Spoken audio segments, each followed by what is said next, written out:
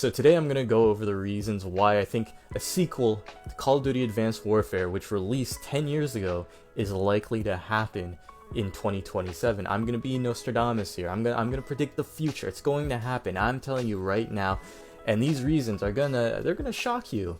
So why 2027? Why that year? Why do I think Sledgehammer is releasing a game? Well, for starters, COD 2025 is probably not going to be developed by Sledgehammer. It's going to be another Black Ops game. COD 2026 is probably going to be Modern Warfare 4, and then COD 2027, well, Sledgehammer would have about 4-year development cycle to cook up a game by that point. Of course, things can change and rearrange and go in different directions, you know. We're still kind of far away, but the reasons I'll go over might give you some confidence that we might get a follow-up to 2014's Advanced Warfare, or at the very least, maybe a reboot. So let's get into it. So I want to start off with the first reason, and I think this is a pretty big reason why we might be getting an AW2, why it might be on the table, and that's because Sledgehammer has shown interest, some desire to work on a sequel. So earlier in the year, reputable news, gaming journalist, known for his inside sources, Jason Schreier, did an article about the development of Modern Warfare 3, specifically the one that released last year. And in that article, it revealed a lot of interesting information, but one thing that was catching some people's eyes was that Sledgehammer had pitched a sequel to Advanced Warfare to Activision. Now, obviously, we didn't get that sequel, and the information about that just really stopped there. Schreier didn't really go into detail on what this pitch was exactly, and also we didn't get too much information about what Activision's response was. Obviously, it takes two to tango, right? So Sledgehammer can have the desire, but Activision needs to give the green light.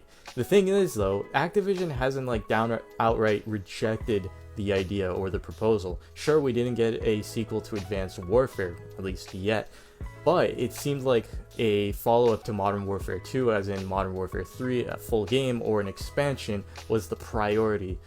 And Activision wanted Sledgehammer to work on that over anything else. They could have pitched a billion-dollar idea, but Activision just only cared about a follow-up of Modern Warfare 2 because they gotta keep that train going. They need to have a new release, an expansion, or usually just a game every year. So I wouldn't say that it was an outright no. But just the fact they have intent for that, the desire to work on a sequel for Advanced Warfare, is definitely some promising news. So reason number 2, I think that for Sledgehammer, the possibility of an Advanced Warfare sequel is more likely than ever before. You see, Sledgehammer doesn't have a signature IP, like Treyarch has the Black Ops series, Infinity Ward has the Modern Warfare series. You know when those two studios are releasing a new game, at least nowadays, you can expect a sequel to Black Ops and a sequel to the Modern Warfare game. Sledgehammer, on the other hand, you look through their catalog, they've worked on the Modern Warfare series twice, but it's not their own IP. Then you have Call of Duty World War II. That game was more of a one-off than anything else. It seemed really designed around getting people back into the series with boots on the ground gameplay. And in a way, Vanguard is an unofficial sequel to World War II because they're both World War II games made by the same developer, and they're also, I think, set in the same universe. And then all you have left is Advanced Warfare and Vanguard. Vanguard was a disappointment for a lot of people, but the worst thing about it was that people just weren't really talking about the game. There's one thing to not like the game and discuss about it and have opinions on it, but with Vanguard, it felt like so many people were kind of apathetic towards it. It's like, okay, whatever, new COD, whatever. Advanced Warfare, on the other hand, at least back in 2014, it got people talking. Everyone had an opinion on the game, whether it was good or whether it was bad. It was a controversial game, and it was a meaningful game. It was an important game in the series. For me, I didn't quite like it, but I could understand its importance because it was the first game to really go far into the future. It was the first jetpack COD, and it also was the first Call of Duty game, at least solely developed by Sledgehammer, at least as a lead studio. Obviously, there were support studios helping out. And not to, include things like supply drops, too, that were introduced in that game. It was a controversial game, no doubt about it. But at least people remember it more. And I think that a sequel to Advanced Warfare would garner more eyes, get more people talking than, like, a Vanguard sequel. Like, who would really talk about a Vanguard sequel all that much? Now, there are two other directions they can go. They can do a Modern Warfare 5, kind of like back to back, like they did with Modern Warfare 3 to Modern Warfare 2. We can see the same thing, Modern Warfare 4, Modern Warfare 5, back to back years. But I don't know if Sledgehammer wants to do that because it's not their own IP. They probably want to do something on their own. I don't think Infinity Ward would like that either. They probably want to have their own autonomy over the Modern Warfare series. And I don't think most people would like that in general. We saw that with the reaction to Modern Warfare 3. It would just burn people out on the Modern Warfare series.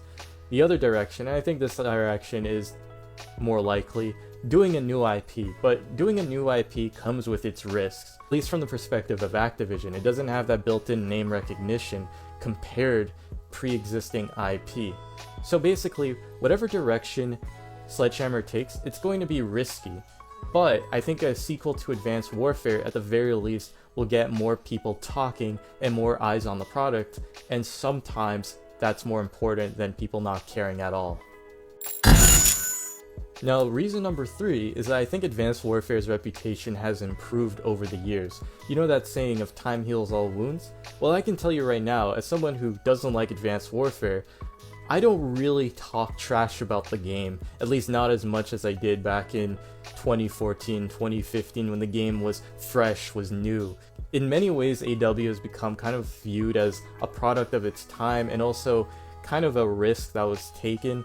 Nowadays, you still get some mixed opinions on the game, but I think an element of nostalgia has definitely benefited the game's reputation over the years. But I also think that some people recognize the importance that this game had in the overall franchise. And I know after Infinite Warfare, Call of Duty has mainly stayed away from jetpack CODs and even futuristic CODs altogether. This will tie into my next point. But as time goes on, those feelings are going to dissipate. Another Advanced Warfare game I don't think would garner the same level of backlash because, at least I think, as long as they communicate to us that Call of Duty isn't just going to go back into like a solely futuristic direction again with just jetpack COD after jetpack COD, if they communicate to us that no, you know, we're going to get a jetpack COD every few years or so, I don't think people would be as mad about it because they know it's not going to be a mainstay, it's not going to be permanent. One of the issues and why Infinite Warfare got so much backlash was because it was the 3rd consecutive year of jetpack Call of Duty, of a futuristic Call of Duty, and people were just tired of that. People were tired of that direction. Right now, I think the conditions to release an Advanced Warfare sequel, especially in 3 years' time, be better than it was 5 years ago, let's just say.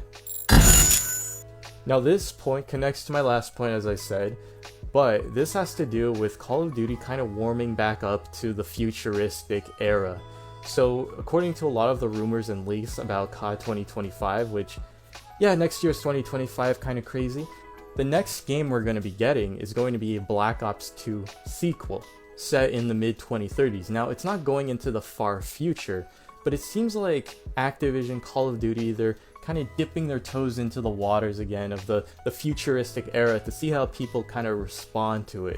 And it might be the case where COD 2025 is going to be that test. If it succeeds, if it does well and it doesn't receive much backlash, it could give a signal to Activision that, hey, maybe we should be a bit more open to doing some futuristic games in the future. It could help with greenlighting Advanced Warfare. Well, I think that's something to keep in mind and to look at this year and the years to come. Now, the final reason why I think AW2 is likely, or likelier than before, is because of the Advanced Warfare content we've seen in Modern Warfare 3. So hear me out for a second, right? Back in 2014, or actually I think this was 2015 at this point, late into Advanced Warfare's lifecycle, Sledgehammer added some World War II weapons into the supply drops. Now guess what? Their next game was set in World War II. Now it's never been, I don't know if it's ever been outright said before, but you can kind of take it as a teaser of what was to come, what they were planning on doing next. Then we fast forward a bit to Vanguard. Now Vanguard also added some Advanced Warfare content, specifically the EM1 laser rifle. Now their next game would be Modern Warfare 3, but as I mentioned before, they were pitching the idea of an AW sequel probably around that time before they started development on Modern Warfare 3. which is interesting. And then you go to Modern Warfare 3, and again, we've gotten more AW content and references. We've gotten the return of the Bal, we got a return of the Morse, we got a return of the DNA bomb, which was the nuke equivalent of that game. We've also had references to Atlas Corporation, which was the main antagonistic corporation faction of that game.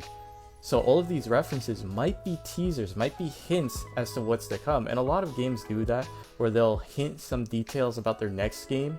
We could be seeing that right now. Now, I know that a sequel to Advanced Warfare, I've been saying it's likely, right? But there's obviously some things you can mention that can counteract that, right? Like, why would Activision invest millions into a sequel of a game that had mixed reception at the time, at best, 13 years later, when you can argue a good chunk of people have forgotten about this game? And I would say that's a valid criticism for sure. You could also argue that Call of Duty has been more focused on unifying their games, making their games feel more consistent amongst each other. So having another Jetpack COD and then doing the boots on the ground again, boots on the ground, and then Jetpack COD again, which has kind of offset that.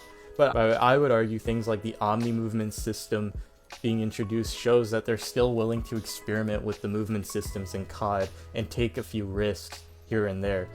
And who knows, who's to say that a sequel has to have jetpacks in it? Who's to say it has to be the same type of movement that we saw in Advanced Warfare? It could be very toned down. And who's to say we might not get, we could get a prequel instead, and kind of pre-EXO movement, pre-jetpacks in that universe, where we get more of a backstory to the Atlas Corporation and their formation. That could happen, or there's a lot of possibilities, and I understand the criticism.